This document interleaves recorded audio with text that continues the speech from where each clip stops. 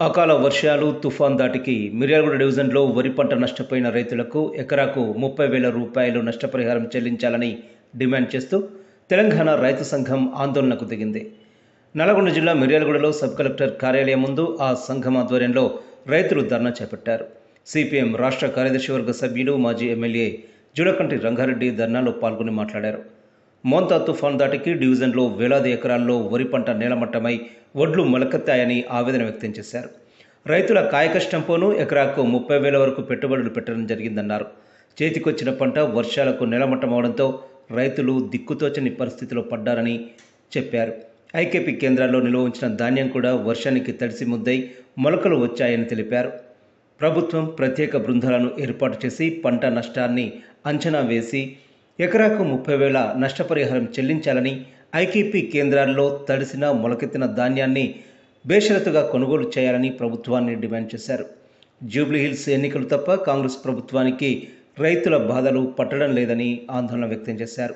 ధర్నాలో రైతు సంఘం జిల్లా అధ్యక్షులు వీరపల్లి వెంకటేశ్వర్లు, నాయకులు మల్లు గౌతమ్ రెడ్డి, మంగారెడ్డి, సీతారాములు, బావన్ల పాండు, వినోద్ నాయక్, వరలక్ష్మి, పాల్వాయి రామరెడ్డి, గోవిందరెడ్డి, కోటిరెడ్డి తదితరులు పాల్గొన్నారు.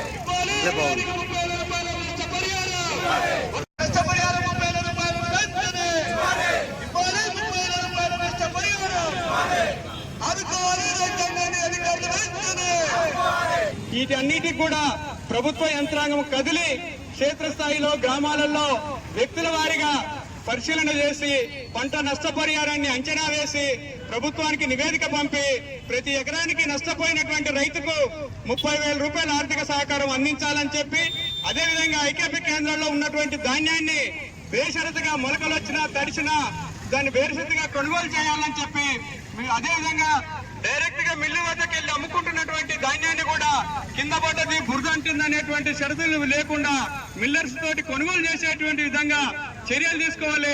మద్దతు ధర తగ్గకుండా కొనుగోలు చేయాలని చెప్పి ఈరోజు తెలంగాణ రైతు సంఘం ఆధ్వర్యంలో మన మిర్యాలగూడలో సబ్ కలెక్టర్ గారి కార్యాలయం ముందు దరఖాస్తుల ద్వారా ఈ రోజు వ్యక్తిగతంగా దరఖాస్తులు ఇస్తూ ప్రభుత్వాన్ని డిమాండ్ చేస్తా ఉన్నది.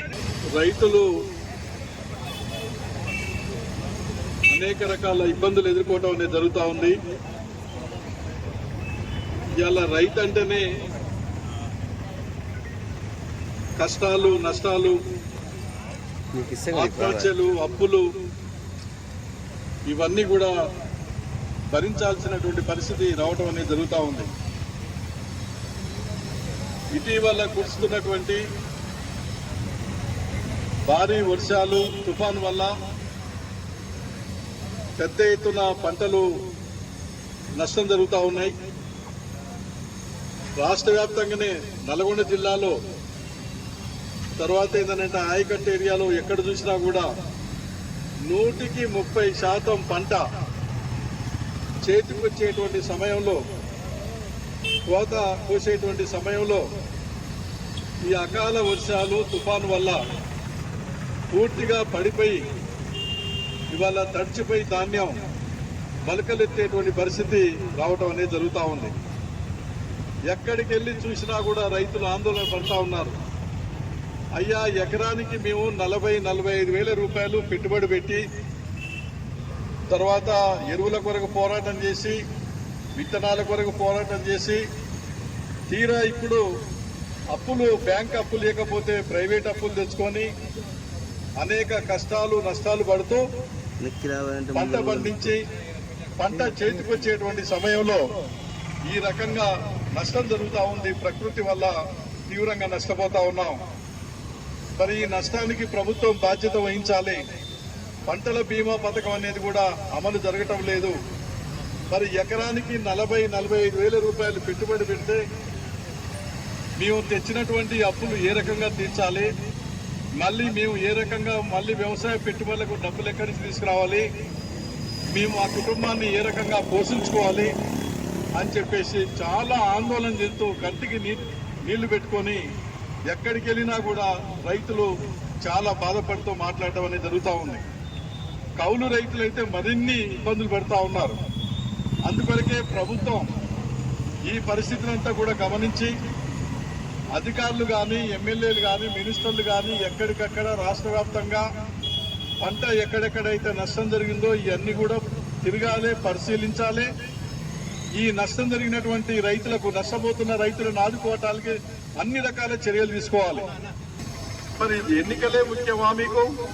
రాజకీయ ప్రయోజనాలు తప్ప రైతుల ప్రయోజనాలు మీకు పట్టిలేవా? రైతుల కష్టాలు మీకు పట్టిలేవా? ఎన్నికలు చేయండి, కానీ ఏంటంటే కష్టాల్లో ఉన్నటువంటి రైతులను ఆదుకోవాలి కదా, వాళ్లకు ధైర్యం చెప్పాలి కదా. మేమున్నాం, ప్రభుత్వం ఉంది, మేము ఆదుకుంటాము, మీరు ధైర్యంగా ఉండండి, భయపడొద్దు అని చెప్పాలి కదా. కానీ ఏంటంటే ఎవ్వరూ ఇవాళ తిరిగే పరిస్థితి లేదు, కనిపించడం లేదు. ఎక్కడి పోయినా అదే చెప్తా ఉన్నారు, అధికారులు రావటం లేదు, మేము ఓట్లేసి గెలిపించినటువంటి ప్రజాప్రతినిధులు రావటం లేదు, ఎక్కడున్నారో అర్థం కావట్లేదు, ఫోన్లు చేస్తే ఫోన్లు కూడా ఎత్తేటువంటి పరిస్థితి లేదు. మేము ఎవరికి చెప్పుకోవాలి? పంటల బీమా పథకం అమలు కాదు, ప్రభుత్వం నష్టపరిహారం ఇవ్వదు, మరి ఈ అప్పులు ఎట్లా తీర్చాలి? మా నష్టానికి బాధ్యత ఎవరు అని చెప్పేసి ఇవాళ రైతులు ప్రశ్నించడం అనేది జరుగుతూ ఉంది. పత్తి రైతులు కూడా పెద్ద ఎత్తున నష్టపోతా ఉన్నారు. మన రెండో పంట తెలంగాణ రాష్ట్రంలో వరి తర్వాత రెండో పంట పత్తి. 45 లక్షల నుంచి 50 లక్షల ఎకరాలు పత్తి పంట ఉంది మన తెలంగాణలో.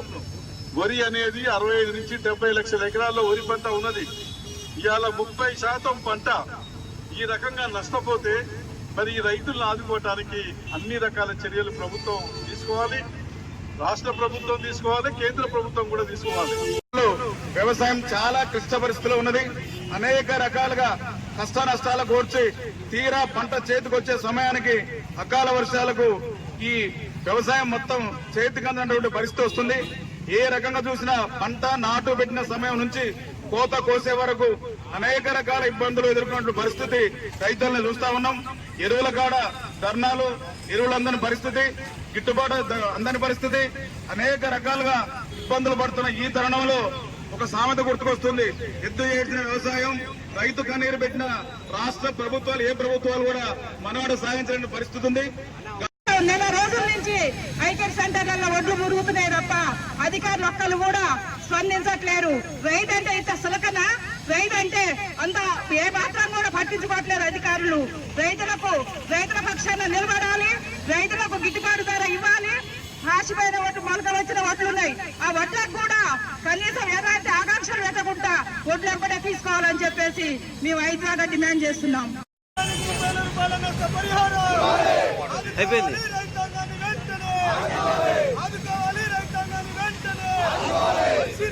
అధికారులు